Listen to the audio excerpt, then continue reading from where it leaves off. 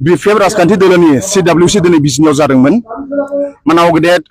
BPF दोलोनि आफादगिरि मानगोनां हाग्रामा महिलारि सारनि दैदेननायाव दा जोङो अर्जुन नार्जारि पानिरिनि आरो बेबादिनो फंबाय जोङो गासै आवगाय दुलाराय बर' फरायसा आफादनि मावथिमोन जों फैनानै दिनै BPF दोलो राजखान्थि दोलोआव जयेन जाफैदों जों गिबियाव साबायखर बावो मानाव गेदेर BPF दोलोनि आफादगिरि हाग्रामा महिलारि सार बिथांखौ जों बादि फिसा मानसिखौ BPF दोलोआव खाबु होनायनि थाखाय खामानि मावनो खाबु होनायनि थाखाय आरो साफ्रोमबो BPF दोलोनि दैदेनगिरि मावथि बिथांमोनहा जोंखौ BPF फेमिलियाव बोजबनानै लानायनि थाखाय इयुनाव मोजां जोङो सुबुं माहारिनि थाखाय खामानि मावनो हागोन जों बेखौ मिजिंथिनाय थाबाय 2003 मायथाइयाव BTC सुक्ति जादों BLT नि दैदेननाय आरो दुलाराय बर' फरायसा आफादनि बै समाव दैदेननाय नर्थ इस्टआव सा सानजा रायजो भारतआव गासै जोंहा 10टा सिख शेड्युल दङ मिजोरामाव मोनथाम सिख शेड्युल मेघालयआव मोनथाम सिख शेड्युल त्रिपुरायाव मोनसे सिख शेड्युल आसामाव मोनथाम BTC खौ लानानै सिख शेड्युल बयनिफ्राय इयुनाव एग्रीमेंट जानाय बा एकर्ड जानाय बे जाहैबाय BTC एकर्डनि उनाव जोंहा बर' भाषाया 8 शेड्युलाव रिकगनाइज मोनदों BTC एकर्डनि उनाव जोंहा 6 शेड्युल मोनसे एनाउन्समेन्ट मोनदों नाथाय हाग्रामा महिलारि सार दैदेननायनि जे BTC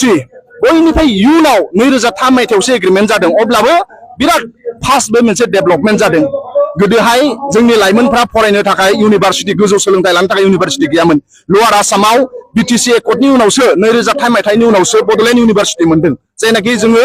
BTC एकर्डनि उनाव मोनदों दा बेफोर मोनसे उदाहरन आरो मानाव गेदेर हाग्रामा महिलारि सारनि दैदेननायाव बयनिफ्राय इयुनाव जोङो बर' जातिया 6 शेड्युल मोनदों अब्लाबो बयनिफ्राय बांसिन डेभलपमेन्ट जादों उदाहरन हिसाबै ट्राइबेलफोरनि गेजेराव प्लेन ट्राइबेलफोरनि गेजेराव 6 शेड्युल एरेन्जमेन्ट रावबो मोनाखै नाथाय बर'फोरासो मोनदों बे मानाव गेदेर हाग्रामा महिलारि सारनि दैदेननायाव आरो बयनिफ्राय उनाव एग्रीमेंट जादोंब्लाबो बयनिफ्राय फास्टेस्ट डेभलपमेन्ट जादों दिनै मा होनो मिजोरामाव मोनथाम 6 शेड्युल दङ सांमाफोरनि थाखाय माराफोरनि थाखाय लाइफोरनि थाखाय बिथांमोना BTC आव नायनो फैयो बोरै डेभलपमेन्ट जादों त्रिपुराया जोंनिफ्राय सिगां 6 शेड्युल मोनदों अब्लाबो जोंनाव नायनो थाखाय फैयो कार्बि आंलं आरो दिमा हासावा बिराद सिगांनो 6 शेड्युल मोनदों नाथाय BTC खौ बिथांमोना नाहरबाय थायो मेघालयआव मोनथाम 6 शेड्युल दङ गार' खासि आरो जयन्तियाफोरनि थाखाय नाथाय बिथांमोना BTC खौ अराय नाहरबाय थादों मानाव गेदेर हाग्रामा महिलारि सारनि दैदेननाय जि BTC 2003 मायथाइ बयनिफ्राय इयुनाव एकर्ड जादों नाथाय बयनिफ्राय फास्ट डेभलपमेन्ट जादों दा ओंखायनो मानसिफ्रा जोंनि सुबुं हारिफ्रा बेखौ फोथायनाय दङ